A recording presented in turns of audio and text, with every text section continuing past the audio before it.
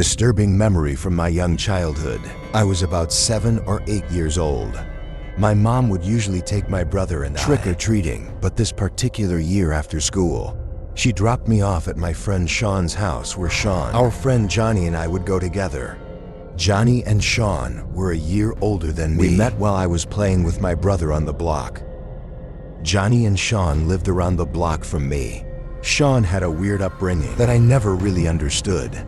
His sister was like 20 years old. There was a big gap between them. She was always his caretaker, it seemed, whenever I was at his house.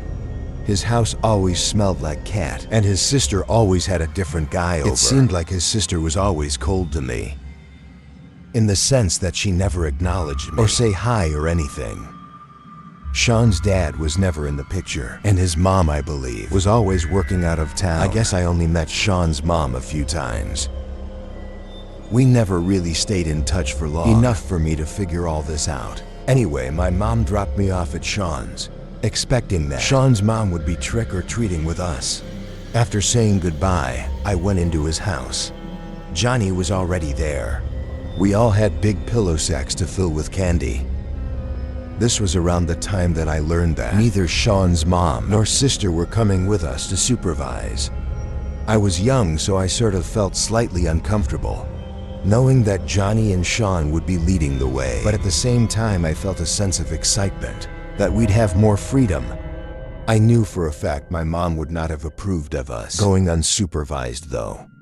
So eventually we were off into the neighborhood, walking around doing our rounds door to door. Quite a few people asked if we were alone or where our parents were, and Johnny would always be the one to use the same lie, that his mom is up ahead with his sister. It worked every time this was on a Friday.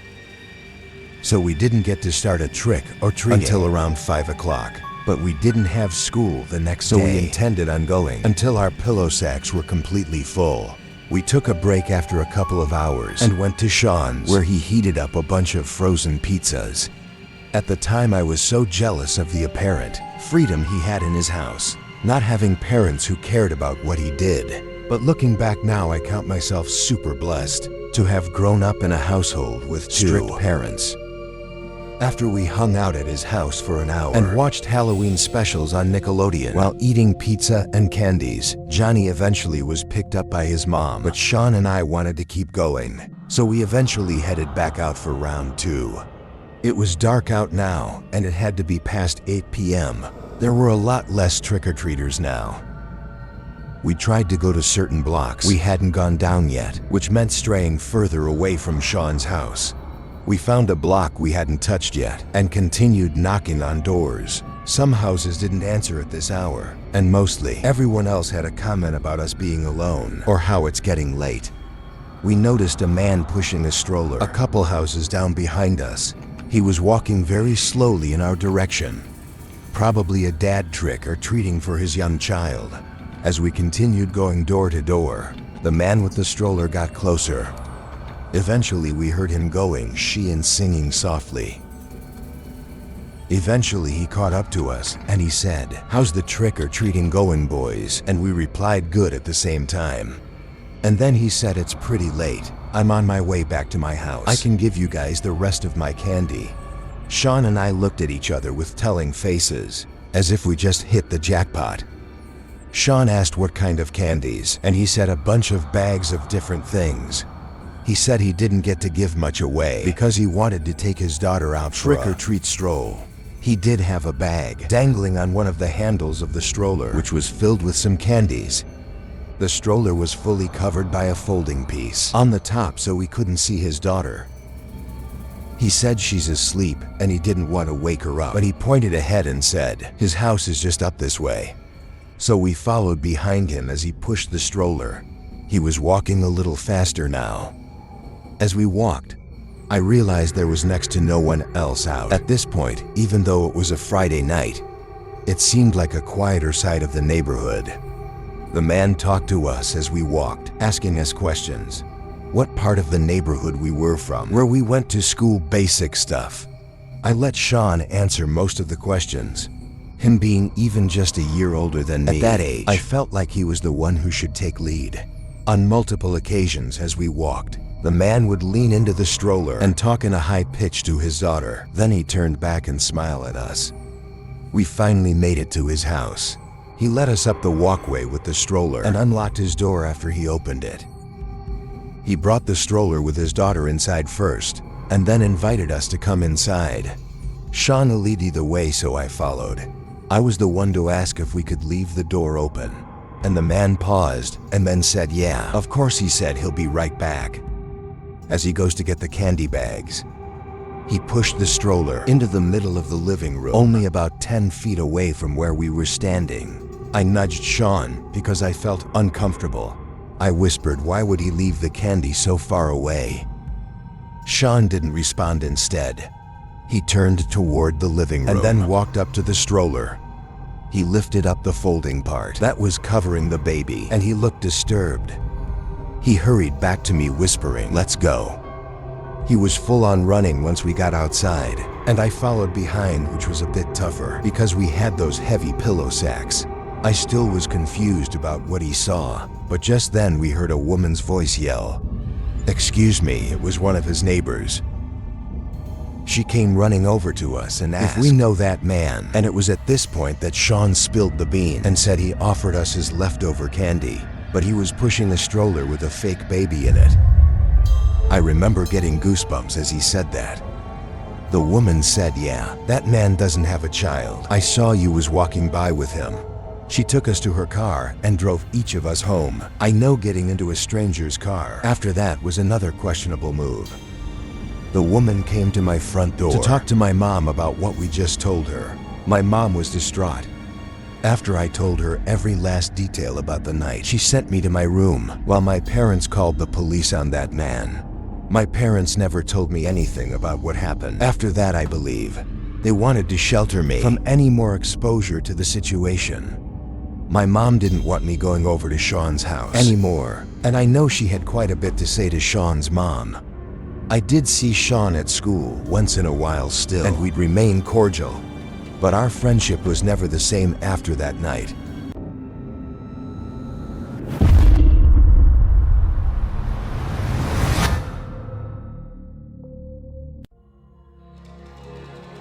It was Halloween night 2016.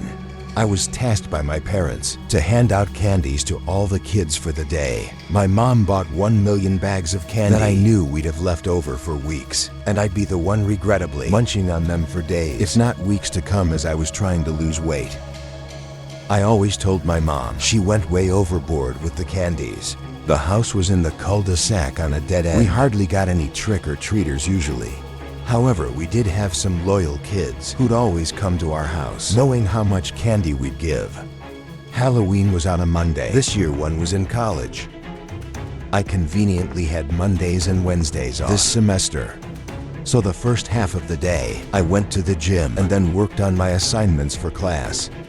It was always around 4 p.m. that the sound of kids outside would indicate that trick-or-treaters were out.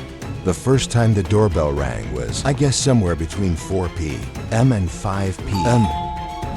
The day went as you'd expect. There's nothing interesting about handing out candies all to little kids, and my dog Vito barking like crazy every time the doorbell rang. I'd say from the first trick-or-treater to 8 p.m. there were maybe 10 to 15 total.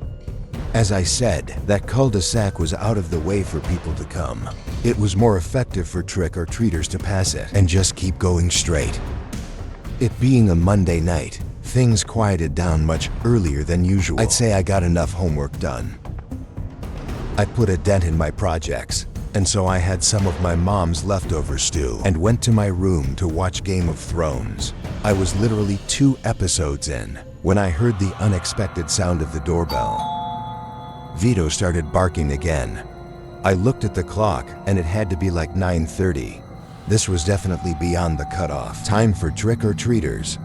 I went downstairs to the front door and opened it. On the other side of the glass storm door was a very tall man in a clown costume with a very scary-looking mask. I knew it was a man just based off the frame of the person.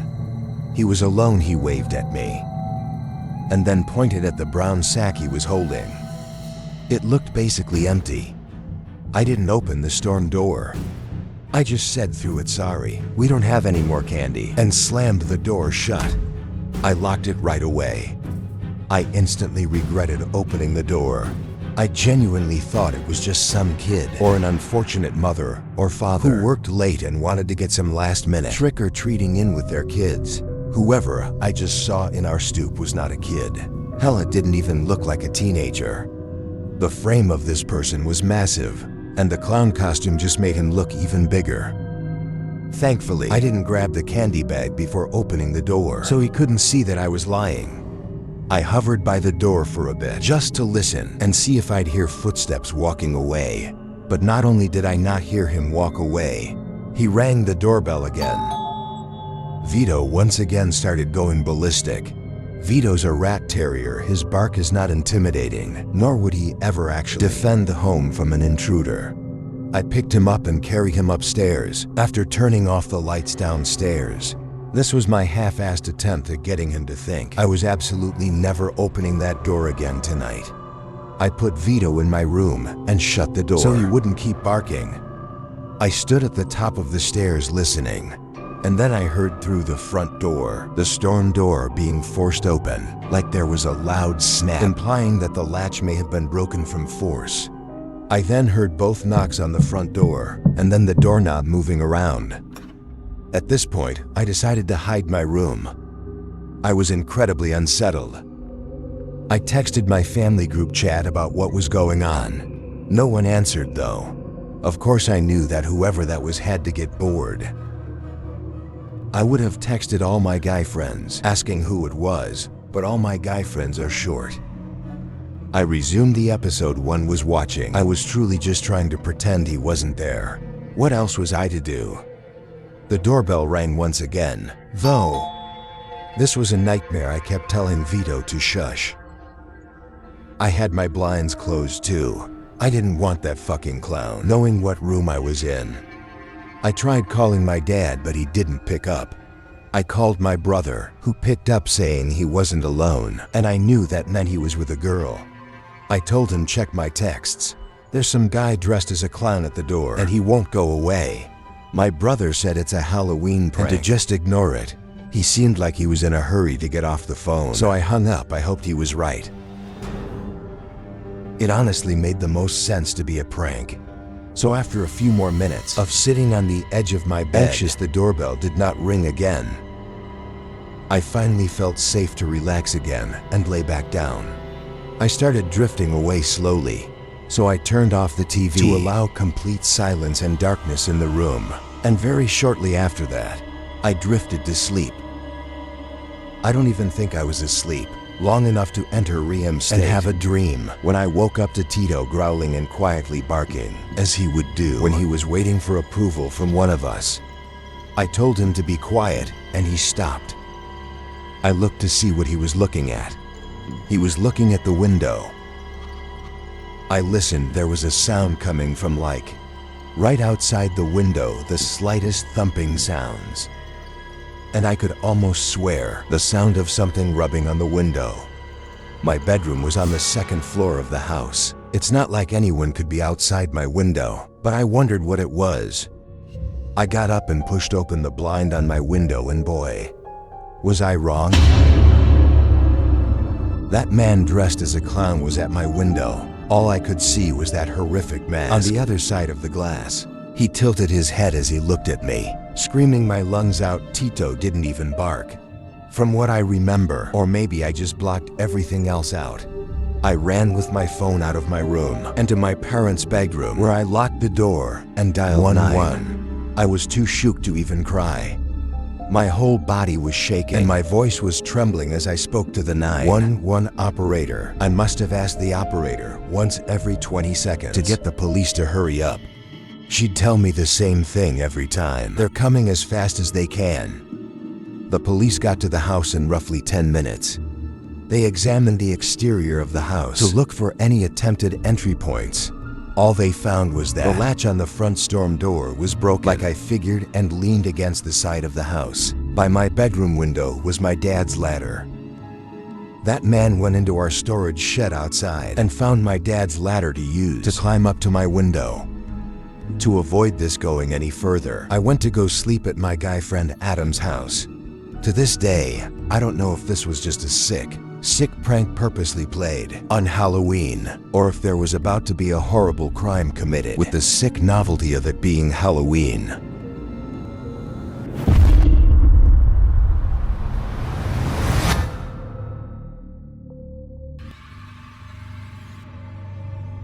It was late October Saturday. Hollow weekends. I think Halloween was on a Tuesday this year, so the big party night was the Saturday before.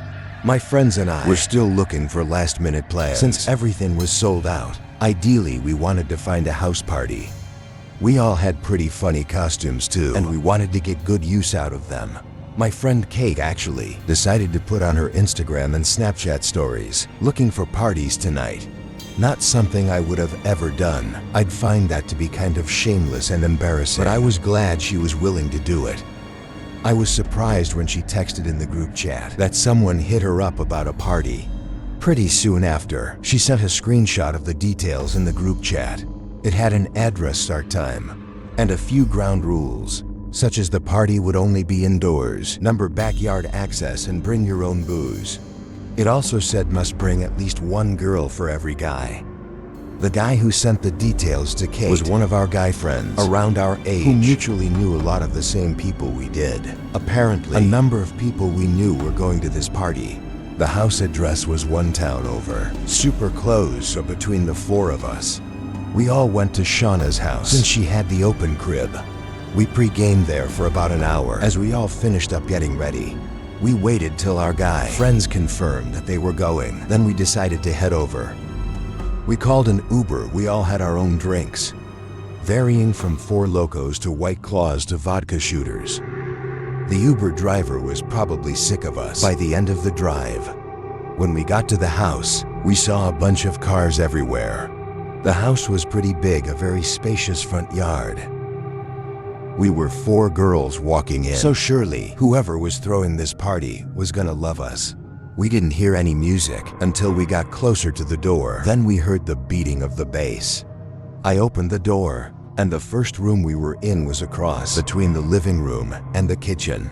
The entire house was very dimly lit, only by a bunch of orange lights hung up, definitely creating a Halloween party ambience. The place was decently crowded, but honestly, we didn't know anyone. Kate texted the guys we knew to see if they were here yet. In the meantime, some older guy came and greeted us. He asked our names and he said he's John, Luke's dad. Apparently, Luke was the guy throwing this party. I asked who Luke is, where he goes to school, and he replied, "Oh, he's around here somewhere. You can ask him when you see him." Then he asked us if we wanted to put our drinks in the cooler.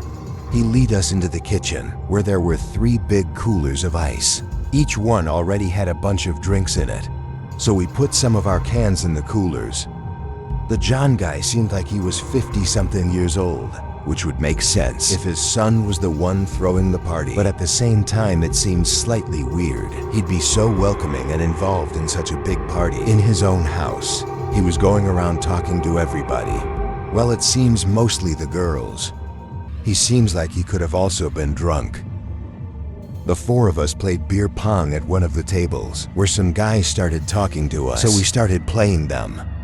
Kate then said our guy friends were on the way, which I was happy to hear. John suddenly yelled my and Kate's names over by the counter in the kitchen. He was yelling shots my other 2 friends. Shauna and Tracy looked slightly offended, so I said, "Can we all have one?" And he yelled, "Yeah, sure." So we went over to the kitchen counter by him and all took a shot of tequila. I gagged because there was no lime. I was definitely starting to get drunk after this. It was odd how much the dad of the house was trying to hype this party up. He had this oddly welcoming yet unsettling presence. The unsettling part because he was much older than the generally college-aged people here, and he was pushing drinks on people. Then he asked what our poison is.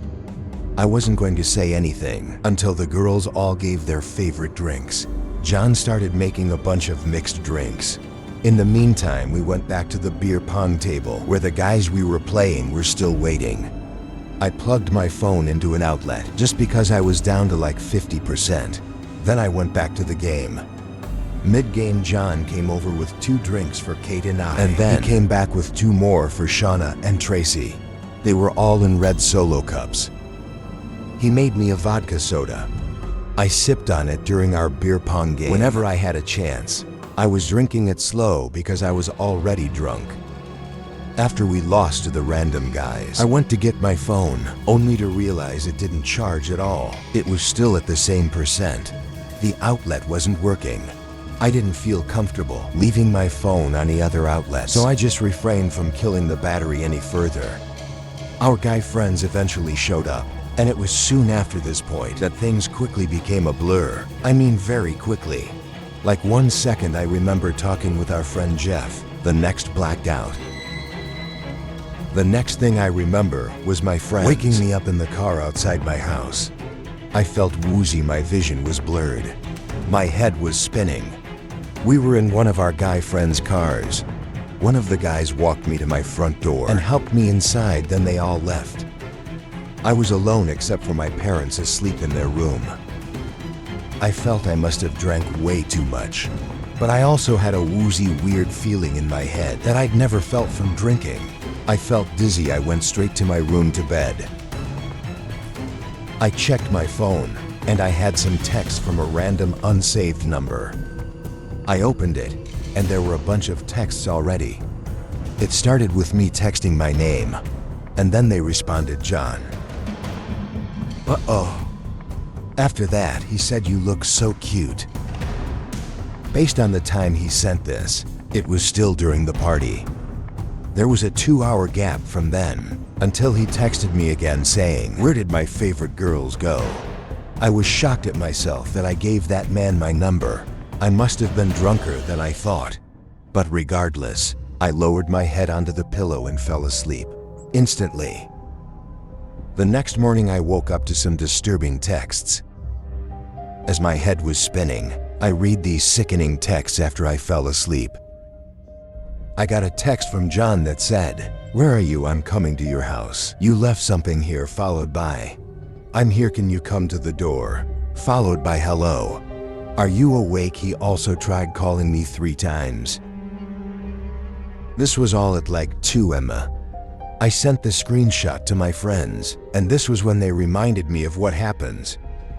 John was all over me as I was increasingly becoming a zombie. My friends started getting concerned, so they pulled me away and we left the party. And just as we were leaving, 2 police cars showed up outside, presumably for a noise complaint. And as we left, everyone took note of there being no furniture in the house. It was just a big, empty space filled with people and beer pong tables. One of my guy friends looked up the number somehow, and he told me it was a voice over IP number, which I didn't understand. So he just said it was a fake phone number that John texted me from. He also said that with my number, he could easily find my address. I felt even more sick now. I asked if anyone ever met his alleged son, and everyone said no. We were starting to think there was no son, and when Shauna suggested he might have roofied me, it made so much sense. I'd never before felt the way I was feeling. We decided to take this to the police. We all went to the nearest police station and reported everything, including the texts. The cop at the front desk asked if this was in relation to the house party in the vacant house last night. We were at first confused by him saying vacant house, until he explained there was a call from neighbors about a party going on in the house that had been vacant for some time. We all looked at each other with our mouths gaping. We were all brought into an office to sit down with, I guess, a detective to take down the whole story. He took the fake phone number and said, they'll try to trace this back to somebody once they get a warrant. We gave the police everything we could, and we went on our way. I blocked the fake number. I honestly felt sick over this for a while. As the days went on and nothing happened, I was confident it was over. But none of us ever heard from the police. We never heard of any arrests being made or anything. To think that man went out of his way to advertise a house party in a vacant house to have access.